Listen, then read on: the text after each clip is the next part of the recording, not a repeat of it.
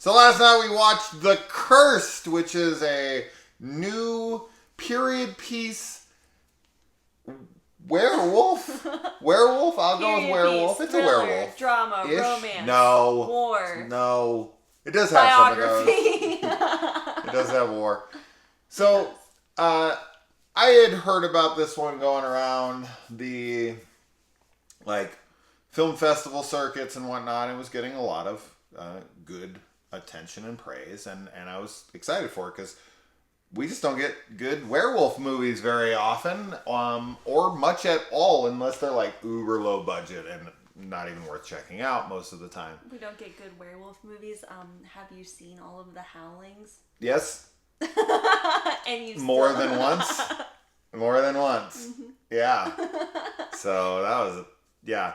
So The Cursed stars Boyd Holbrook, who I know from a few things now, and I quite like him. This was directed by Sean Harris, I think is the name I read. And he is the director of a movie called Cashback, which I saw years ago, and a movie also called The Broken with freaking little Cersei from Cersei? Gang of Gang Thrones. of Thrones. Gang of Thrones. I think this is the porn that I watched. Gang of Thrones. Yeah. No, not that one. I did not watch that.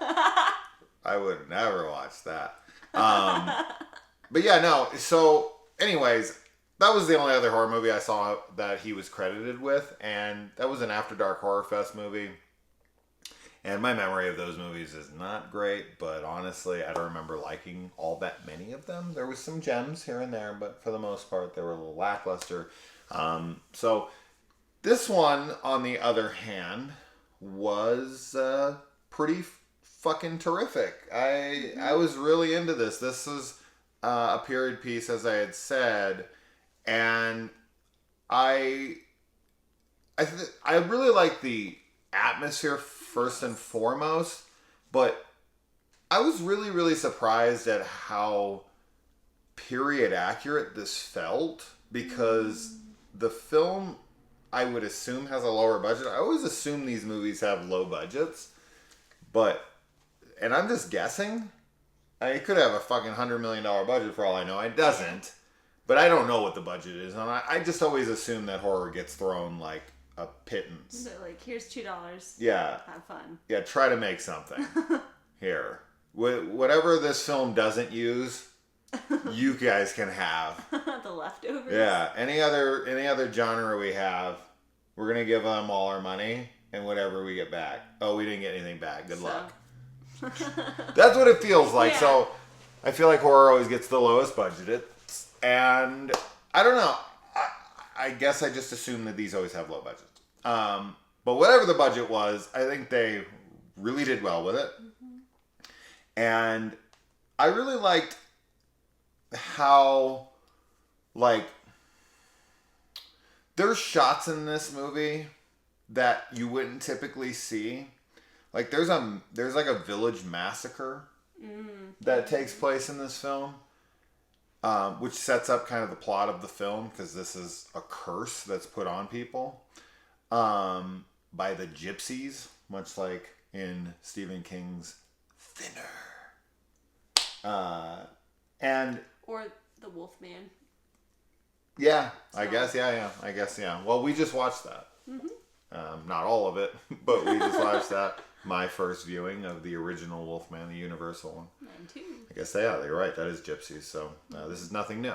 Mm-hmm. 0 stars for this piece of shit fucking, derivative drivel. Yeah, ripoff. Yeah, what a ripoff. No, I guess you're right. I guess, it kind of harkens back to the classic monster movies, where this is more of a gypsy curse. You're right. I don't know shit about, 30s, 40s well, we're cinema. Starting to watch them, please, let's not. Because of Horrified. Yeah, because they're good to watch with kids. Sure, we've been playing this board game, Horrified. And because of that, we've been prompted to check some of those out with my kids, because we're playing them with that. Anyways, doesn't matter. There's a shot of this village massacre And I think like they do it in a way that I was really kind of enamored with it, and I actually been thinking about it all day. I was talking to my clients about it today. They set the camera kind of like up on a hill, and they just film it from a distance, almost like this voyeuristic edge to it, where you're like someone in the countryside just watching this massacre take place from a distance. And it gives kind of like this really like it gives an authenticity to it, but it also like it's a really incredibly complex shot, because even though the shot itself, there's nothing really going on. It's a stationary shot, and it's it's a wide, and it's from a distance, so there's nothing really interesting going on with the actual shot itself. But what's happening in the frame is super like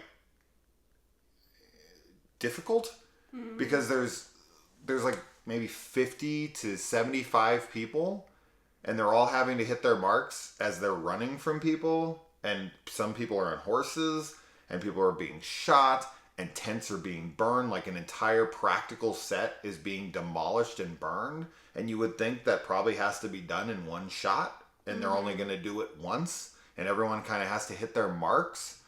And I just feel like it's a very difficult shot to do. It seems like it would be way harder to do that than a bunch of like close-ups, sure, like they typically do action sequences, where they can do a million takes and a million different angles, and they can do it a million different times, because they're really just shooting a person going from this angle, right, and then the guy and the horse, and they get the low shot, the hero shot of them, kind of thing. Yeah. And this is just one long take, one shot, maybe 3 minutes or more.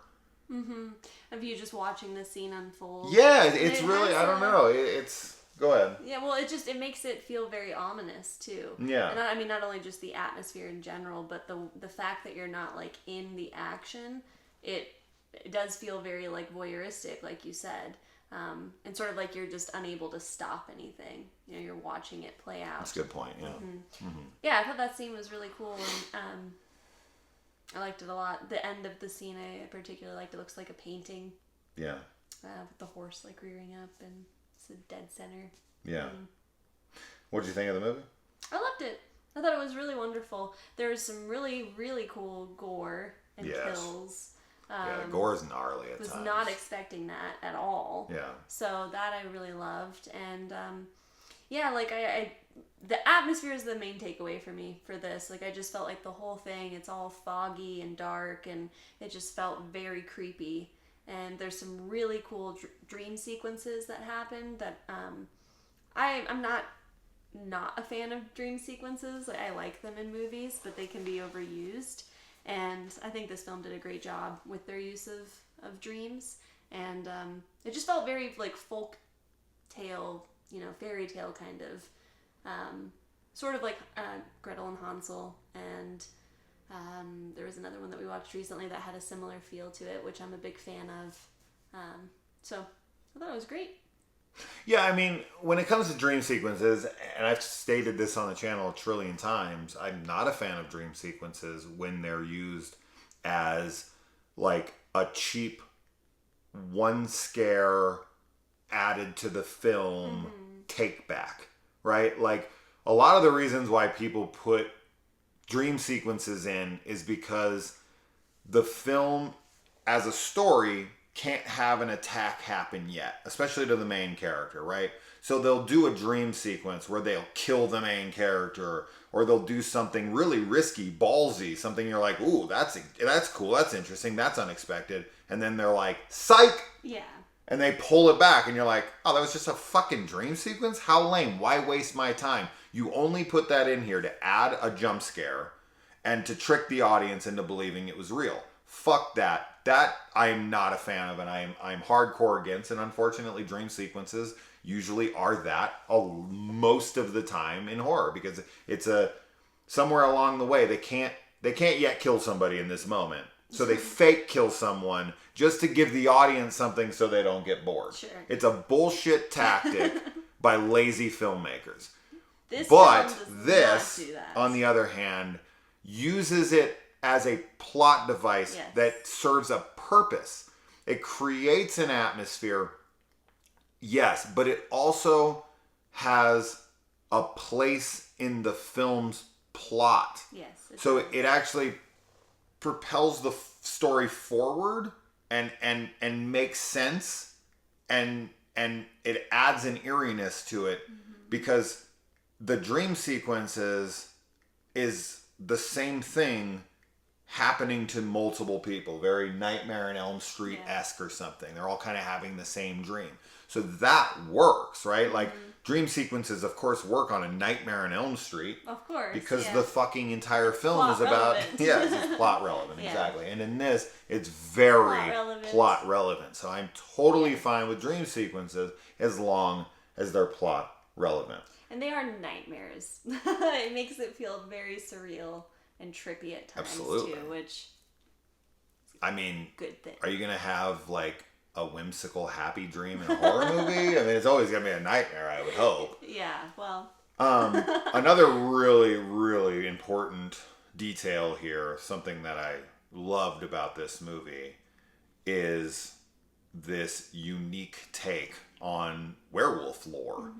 The way the werewolf comes to be, what gets left behind as the cursed object, and how that comes to be used and to create the curse.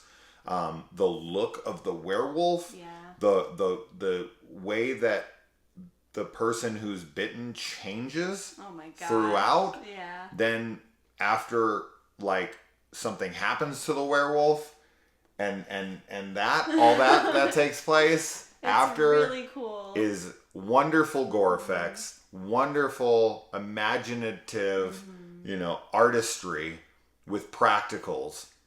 There's definitely some CG enhancements here and there, but for the most part, it's almost all practical. And man, when the gore or like the attacks happen, they happen fast and they happen hard. There were so like you're many like, times. whoa, what the fuck happened to that person? Yeah. Yeah. Very unexpected, and it takes you off guard really quickly. All the acting in it is really good. The sets are excellent. As I had said, the period accuracy, we get some. The opening scene takes place in the trenches, in like no man's land during World War One, and just the attention to detail of the gas masks and everything that are being used before the mustard gas comes down on them, and just it feels very authentic to World War One. And then it jumps back in time like 35 years to the 1880s, and just the houses that they use, the locations, that it very much feels isolated. And very that's what's so great about making period piece horror, is that there isn't any place to run to. There is no police department. There is no city. There is no neighbor. There's no cell phone. There's no anything.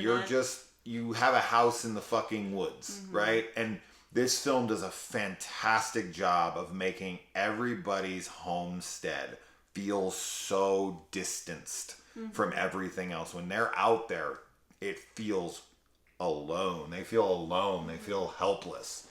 And the costumes, everything, like the horse and carriage, all that stuff, it all feels super immersive, super accurate to the time. And I was just really impressed and blown away by this film.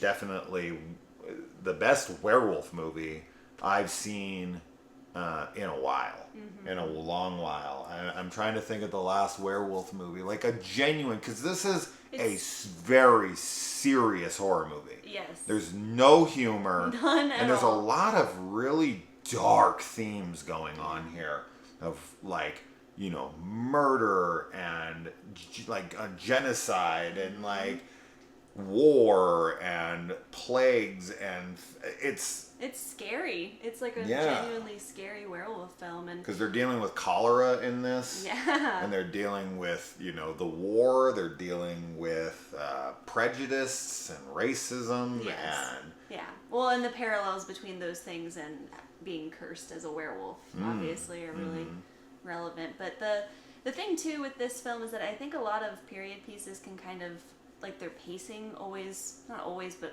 often feels off to me. Like, that sort of gets really slow and draggy, and it's because they're trying to build atmosphere. They're trying to, get you into this old world slowness.